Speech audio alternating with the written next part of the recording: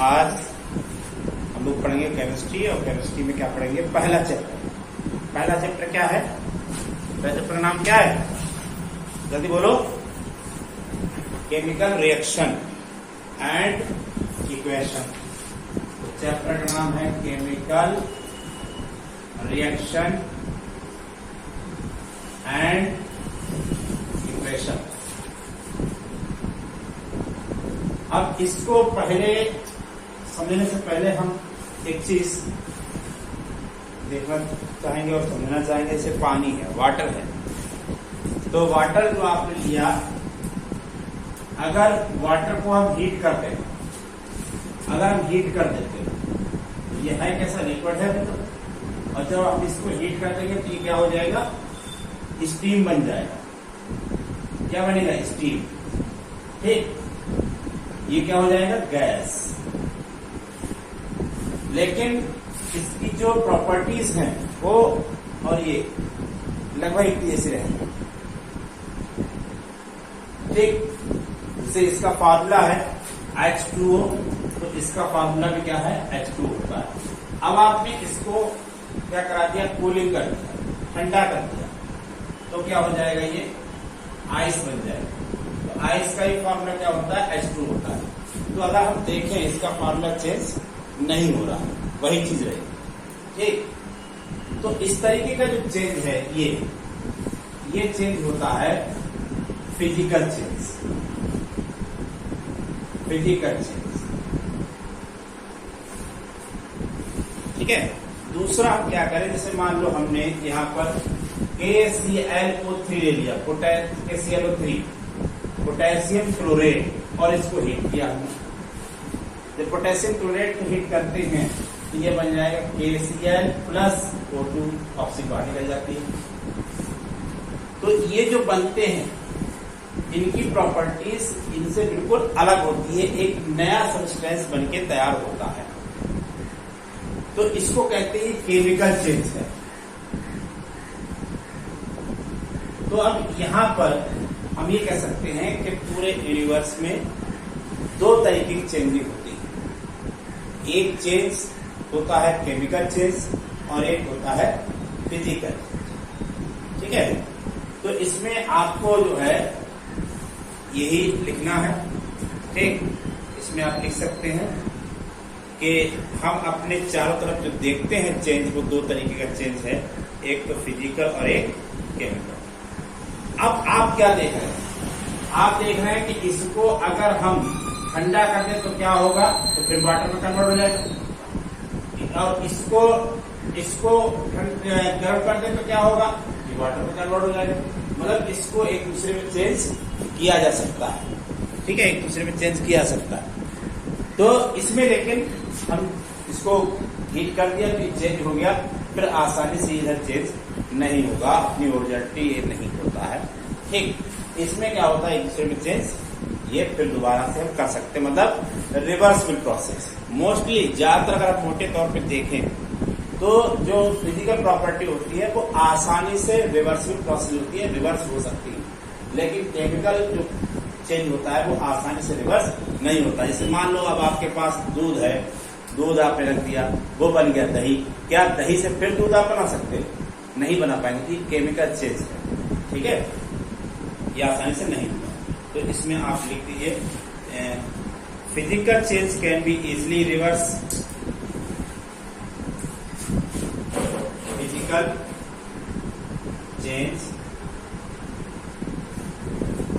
Change can be easily reversed, but chemical change cannot be reversed easily.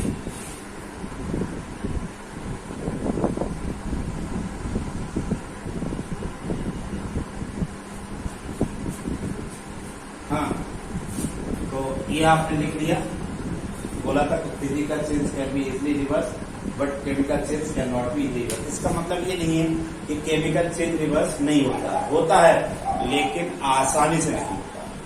ठीक, और नहीं भी हो सकता है, कुछ ऐसे जो नहीं हो सकते। अब इसमें हम देखें कौन कौन से, जैसे इवेपोरेशन है, मेल्टिंग ऑफ फैट्स है, उसके बाद फ्रीजिंग ऑफ वाटर। तो ये सब जो है, कोई चीज ऑपरेट होती है तो आप उसको फिर हम कंडेंस भी कर सकते हैं, मतलब ठंडा भी कर सकते हैं, उसको वापस उसी में ला सकते हैं। ठीक, ये जो चेंज है, तो ये चेंज हमारे कैसे है? फिजिकल चेंज है। ये कैसे है? Physical change. और conversion of milk to curd या रस्टिंग ऑफ मेटल या डाइसिंग रस्टिंग ऑफ आयरन लिखा रहता है। ठीक है, डाइसिंग ऑफ फूड, तो इसमें जो आप डाइसिंग देखो, कन्वर्जन ऑफ मिल्क, इसमें बैक्टीरिया वगैरह जो होते हैं वो इसको क्या करते हैं? मिल्क को कर्ड में चेंज करते हैं। तो वो केमिकल प्रोसेस है, केमिकल्स वहां बनते हैं। ठीक, एंजाइम वगैरह इसमें पार्टिसिपेट करते हैं। रस्टिंग ऑफ मेटल, इसमें जो है आयरन जो है वो ऑक्सीजन से रिएक्शन करता है, ठीक, वाटर से रिएक्शन करता है, कार्बन डाइऑक्साइड रिएक्शन करता है, तब रस्टिंग ऑफ आयरन होता है। डाइजेशन में डिफरेंट केमिकल एंजाइम जो होते हैं पार्टिसिपेट होते हैं, तो ये भी केमिकल प्रोसेस हो गई। तो ये सब केमिकल चेंज, ठीक, इसको कहेंगे ये सब केमिकल चेंज। और इधर क्या लिखे? ये फिजिकल चेंज। ठीक, तो इतना आप समझ लीजिए। उसके बाद फिर हाँ, तो अब ये पढ़ चुके केमिकल चेंज और फिजिकल चेंज। अब आया केमिकल रिएक्शन। तो पहले एक चीज समझ लें हम कि जो केमिकल रिएक्शन हो क्या रहा है, जैसे दो या सिंगल सब्सटेंस टूटे किसी में, या दो सब्सटेंस आपस में रिएक्शन करें, या दो से ज्यादा सब्सटेंस आपस में रिएक्शन करें, और रिएक्शन करने के बाद एक नई चीज बनाते हैं। उनके कैरेक्टर ही डिफरेंट होते हैं। ठीक, जैसे हमने अक्सर पढ़ा है कि मेटल जो है, मेटल के रिएक्शन हम सोडियम ले लें, आयन ले लिया, सोडियम ले लिया, सोडियम सॉल्ट होता है। ठीक, अब सोडियम की रिएक्शन हमने जो है किससे करा दी? सोडियम की रिएक्शन हमने मान लो H2O से करा दी, H2O है।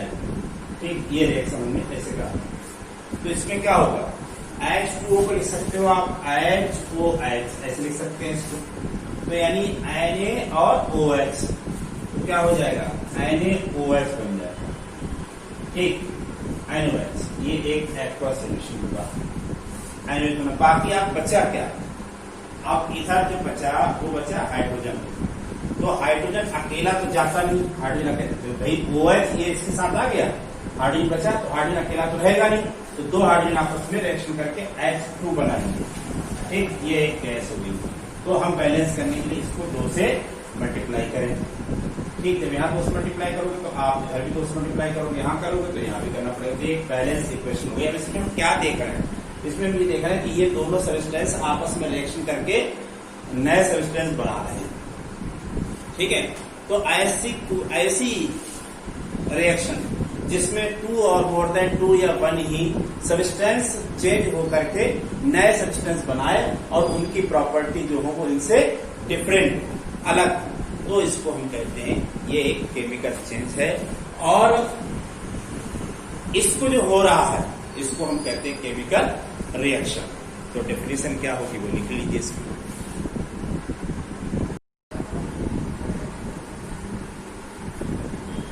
हाँ, तो ये केमिकल रिएक्शन के डेफिनेशन आप लिखेंगे।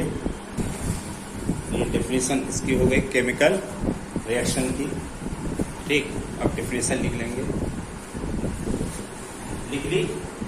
अब इसके बाद देखो, इधर वाले जो होते हैं, जो स्पीसीज रिएक्शन में पार्टिसिपेट होते हैं, उनको हम क्या कहते हैं? रिएक्टेंट। ये है रिएक्टेंट। और इधर जो बनते हैं उनको हम कहते हैं प्रोडक्ट। कोई भी बनती है प्रोडक्ट यूज होता है। ठीक, तो स्पीसीज जो पार्टिसिपेट हो केमिकल रिएक्शन में उनको हम क्या कहते हैं? रिएक्टेंट। रिएक्शन कर रहे हैं इसलिए रिएक्टेंट, और जो बनके तैयार हुआ है उसको क्या कहेंगे? प्रोडक्ट। तो क्यों ना फिर इसकी भी डेफिनेशन लिख ली जाए अभी। हाँ, तो क्या लिखेंगे? क्या बताया था हमने कि केमिकल जो केमिकल रिएक्शन में पार्टिसिपेट हो रहे हैं वो क्या होते हैं? रिएक्टेंट। और जो बनते हैं वो क्या होते हैं? प्रोडक्ट। वही लिखा था, reacting species are known as reactant. मतलब ऐसे सब्सटेंस जो केमिकल चेंज में खुद पार्टिसिपेट हों वो क्या हो जाते हैं?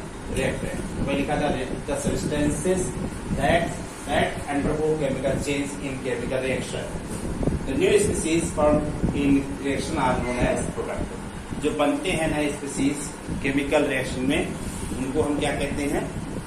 प्रोडक्ट्स। ठीक, जैसे यहाँ पर ये प्रोडक्ट्स हो गए और ये क्या हो गए? रिएक्टेंट्स हो गए। ठीक, आसान चीजें हैं ये सब। अब आता है आइडेंटिफिकेशन ऑफ केमिकल रिएक्शन, मतलब आप कैसे पहचानेंगे केमिकल रिएक्शन हो रही है। ठीक है, कि केमिकल रिएक्शन कैसे हो रही है, कैसे पहचानेंगे? हम ऐसे पहचानेंगे एक नई चीज बनकर तैयार हो। ठीक, और हो सकता है उसकी स्टेट चेंज हो जाए। ठीक, नहीं भी हो सकती है और हो भी सकती है। दूसरी बात ये हो सकता है उसका कलर चेंज हो। ठीक है, बहुत सी अभी ऐसी रिएक्शंस होती हैं जो कलर के बनने से ही हम आइडेंटिफाई करते हैं कि ये रिएक्शन क्या हो रही है। ठीक, तो पहला इसमें है कि चेंज इन स्टेट। पहला लिखेंगे change in state. Change in state मतलब जैसे, हालांकि ये फिजिकल चेंज है। ठीक है, फिजिकल चेंज है, लेकिन फिर भी तो चेंज इन स्टेट भी इसमें आता है। ठीक, दूसरा हमने क्या बताया था? Change in colour. Change in colour अगर कहीं पे हो रहा है तो हम ये मान लेंगे कि वहां पर केमिकल चेंज हो रहा है। Change in colour. ठीक, उसके बाद दूसरा होता है अगर गैस कहीं निकल रही है, एवोल्यूशन ऑफ गैस।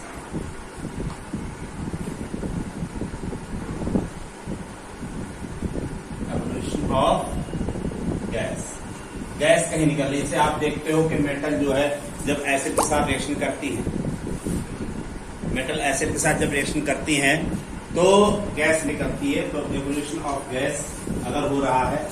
उसके अलावा जैसे फॉर्मेशन ऑफ प्रेसिपिटेट, थक्का जम जाना।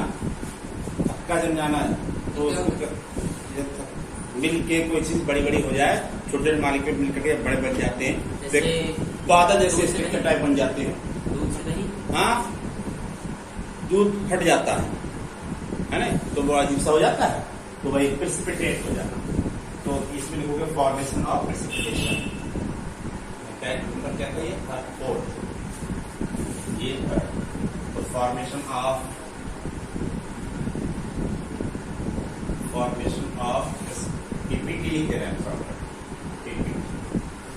ठीक है, पीपीटी का मतलब यही है, फॉर्मेशन ऑफ प्रेसिपिटेट। ठीक, हो सकता है जैसे आप देखो, जैसे मान लो आप जो कैल्शियम कार्बोनेट होता है, अगर इसको पानी में डाले, ठीक है, तो क्या होता है? पानी हीट हो जाता है, मतलब उसका टेम्परेचर भी चेंज हो गया। बहुत सी ऐसी जैसे नाइट्रस ऑक्साइड बनती है, तो उसमें क्या होता है? ठंडी हो जाती है। तो ऐसी एसिड में आप पानी मिलाइए तो एसिड जो है गर्म हो जाता है। ठीक, और आपने कहीं तेजाब आता है, तेजाब एसिड ही तो होता है, इसमें आपको हार्ड वाला तेजाब लीजिए, उसमें डालिए तो एकदम बहुत तेजी से वो उबलेगा, यानी हीट बहुत तेजी से निकलती है। तो चेंज इन टेम्परेचर ये भी हो सकता है। Change in temperature, change in temperature. ठीक, इतनी चीजें अगर कहीं चेंज हो रही है तो हम ये मानते हैं कि वहां केमिकल रिएक्शन हो रही है। तो ये हो गए आइडेंटिफिकेशन ऑफ केमिकल रिएक्शन।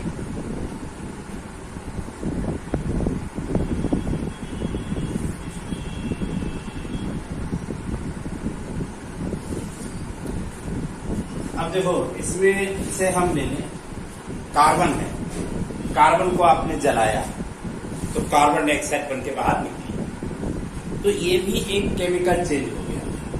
जैसे कार्बन है, कार्बन ऑक्सीजन से मिल रही है और मिल करके बना रही है क्या चीज? Carbon dioxide. तो ये केमिकल रिएक्शन हो रही है।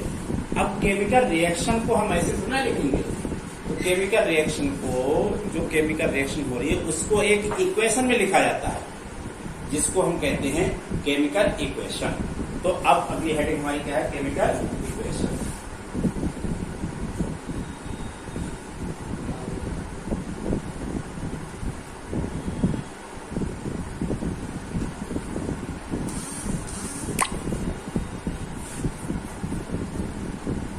अब ये जो केमिकल इक्वेशन है, क्या मतलब है इनका?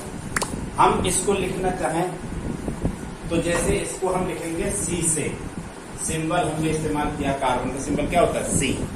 ऑक्सीजन क्या लिखा? O2, बन क्या गया? CO2। तो जो केमिकल चेंज हो रहा है वो उसको हम एक सिंबॉलिक रिप्रेजेंटेशन करें, सिंबल के थ्रू हम उसको रिप्रेजेंट करें तो इसको कहते हैं सिंबॉलिक रिप्रेजेंटेशन।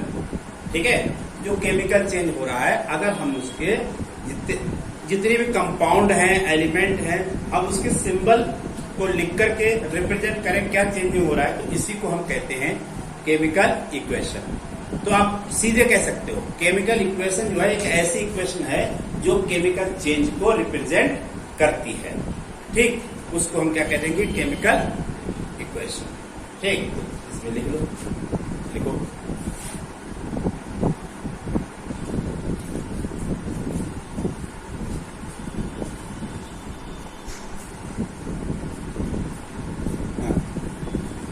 केमिकल इक्वेशन क्या हो गया, सिंबॉलिक रिप्रेजेंटेशन हो गया केमिकल रिएक्शन का। और इसमें हम क्या करते हैं, रिएक्टेंट या प्रोडक्ट के हम उनके सिंबल होते हैं या फार्मूला होता है वो लिखते हैं, तो ये केमिकल इक्वेशन होता है।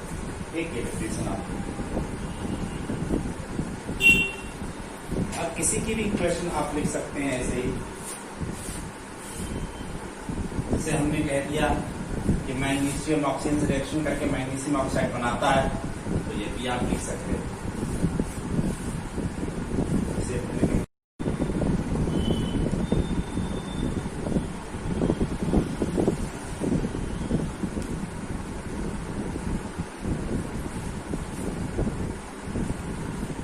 ठीक, तो इसमें जैसे कहीं पे लिखा है मैग्नीशियम जो है वो रिएक्शन करता है ऑक्सीजन के साथ, तो मैग्नीशियम ऑक्साइड बनाता है, तो इसको कैसे भी आप लिखोगे तो आप कैसे लिखेंगे, Mg+O2 गिव्स आउट MgO। तो ये गिव्स आउट का साइन, एरो का साइन बनता है। ये एरो का साइन ये बता रहा है कि इन दोनों रिएक्शन करके ये बना रहे हैं।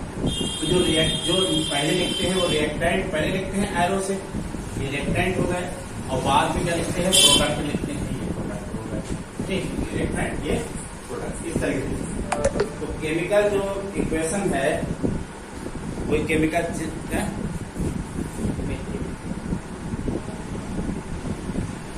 केमिकल इक्वेशन जो है वो इस तरीके से हम लिख लेंगे, एरो बना के। एरो से पहले रिएक्टेंट, एरो के बाद प्रोडक्ट होते हैं। अब होता है बैलेंस करना। तो बैलेंस करना हमने आपको बताया था, और अलग अलग तरीके इसके होते हैं बैलेंस करने के। ठीक, जैसे मान लो कोई इक्वेशन होती है, अभी आपने पढ़ी थी कि सोडियम की रिएक्शन सॉलिड है, इसकी रिएक्शन हमने H2O से कराई थी। ठीक, रिएक्शन कराई और बना रहा था ये NaOH+H। देखो यहाँ पर क्या था कि H2O तोड़ लिया था HOH, तो ये OH चला गया था इसके साथ, उसने बना लिया था NOH, बचा एक अकेला हाइड्रोजन।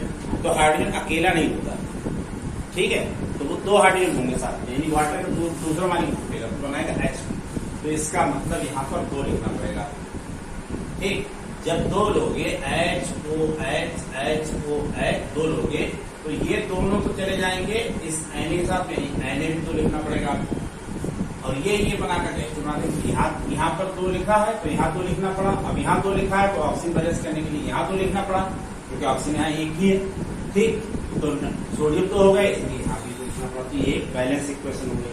अनबैलेंस क्या थी, Na+H2O गिव्स आउट NaOH+H2। ये अनबैलेंस इक्वेशन है और ये बैलेंस इक्वेशन होगी। ठीक, अब इसका दूसरा तरीका एक और भी है कि number of atoms of reactant और प्रोडक्ट लिखें, और लिखने के बाद फिर हम उनको मल्टीप्लाई करके लिखें। ठीक है, तो दूसरा तरीका भी समझ लीजिए। अभी जो इक्वेशन लिखी है आपके सामने, इसको जो है आपको बैलेंस करना है। तो कैसे बैलेंस करेंगे इस इक्वेशन को, ठीक, देखो यहाँ पर अब बैलेंस इसको करना है। बैलेंस हम अलग लिखें, ये हमने एरो बना दिया, इधर CO2 लिख दिया, H2O लिख दिया, और यहाँ O2 भी लिख दिया, यहाँ पर C2H6 लिख दिया। अब देखो ध्यान दो, कार्बन यहाँ कितने हैं, दो है, और यहाँ कार्बन जो है एक ही है, तो यहाँ दो से मल्टीप्लाई किया। लेकिन जैसे हमने दो से यहाँ मल्टीप्लाई किया तो ऑक्सीजन ऑक्सीजन कितने हो गए, इधर ऑक्सीजन चार ऑक्सीजन इधर है और एक ऑक्सीजन इधर है, जो हो गए ये 5। देखो 5 जो है वो नहीं बैलेंस हो पाएगा, क्योंकि ऑक्सीजन 2 है, ये 2 है, तो ये या तो जैसे दुगना हो सकता है, 3 गुना हो सकता है।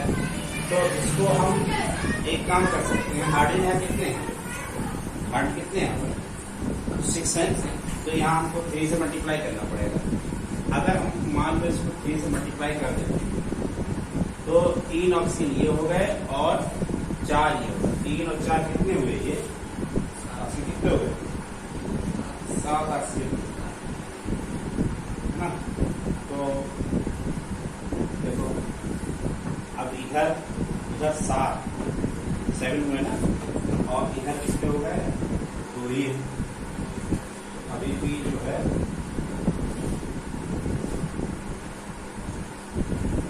नहीं पा रहा, तो ऐसा करें ना, दुगने से मल्टीप्लाई करके देखें, मतलब 3 नहीं आ सकता। क्यों नहीं आ सकता 3, क्योंकि इधर इवन नंबर है, तो या तो आप 3 यहाँ 2 से मल्टीप्लाई करो तो 4 ही होगा। तो एक काम करो, इसको बड़ा दुगना कर दो। क्यों दुगने का मतलब कब 6 हो गया, 6 से आपने कर दिया इसको। जब 6 से किया तो 6 ये हो गए, ये हो गए 6, कितने हो गए 10। इसको कर दो आप 5 से, ठीक। अब देखो हो गया बैलेंस। कार्बन 2 है यहाँ, कार्बन 2 है यहाँ, ऑक्सीजन कितने हैं 10, यहाँ पर भी 4 और 6 हो गए। हाइड्रोजन कितने हैं 6, हाइड्रोजन कितने हैं, हाइड्रोजन 12 हो गए। हाइड्रोजन जो है बदल रहा है, ज्यादा हो गया ना, तो हाइड्रोजन जब ज्यादा हो गया तो इधर मल्टीप्लाई कर 2 से, इधर 12 हो गए। अब इधर कर दो 4 से मल्टीप्लाई, ये हमारी इक्वेशन, ठीक है। ये बैलेंस इक्वेशन आ गई, ठीक। कैसे किया समझ गए कि पहले हमने देखा, हम इधर 2 कार्बन थे, 2 इधर मल्टीप्लाई करके देखा, फिर हमने ऑक्सीजन बैलेंस किया, और उसके बाद जब कार्बन बैलेंस नहीं हुआ तो हमने इधर 2 से मल्टीप्लाई कर दिया, इधर 2 और बढ़ा दिया, फिर बैलेंस हो गया हमारा।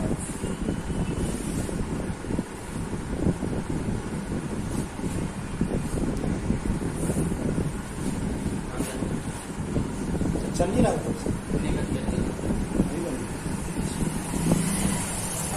तो देखो Fe है, Fe प्लस H2O, ठीक। इसकी इक्वेशन जो हो रही है, और ये बना रहा है ferric oxide Fe3O4 plus hydrogen दे रहा है। अब इसको बैलेंस करना है इक्वेशन, तो आप पहले ऐसी इक्वेशन लिखें, F plus H2O gives out Fe3O4 plus H2। अब देखो यहाँ पर देखिए कि पहले हम देखें कि उधर Fe कितने हैं, Fe उधर है हमारे 3, इधर Fe कितने हैं, एक अकेला, तो हम यहाँ 3 से मल्टीप्लाई कर दिया, Fe बराबर हो गए, यहाँ भी 3 Fe हो गए और यहाँ भी 3 Fe हो गए। अब आगे देखें ऑक्सीजन उधर कितने हैं 4, तो यहाँ 4 से मल्टीप्लाई कर दिया, तो इसको 4 से देखो अगर मैंने लिखा है इसका मतलब इससे मल्टीप्लाई करना है, इसका मतलब इससे मल्टीप्लाई करना है, तो ऑक्सीजन होगा 4, ऑक्सीजन बैलेंस होगा। अब हाइड्रोजन कितने हैं इधर 8, उधर कितने हैं 2 ही लिखते हैं, ठीक। क्या करें 4 से यहाँ मल्टीप्लाई करें, अब ये इक्वेशन बैलेंस हो गई, ठीक। समझ गए। तो इसी तरीके से आपको इक्वेशन बैलेंस करनी है, ठीक।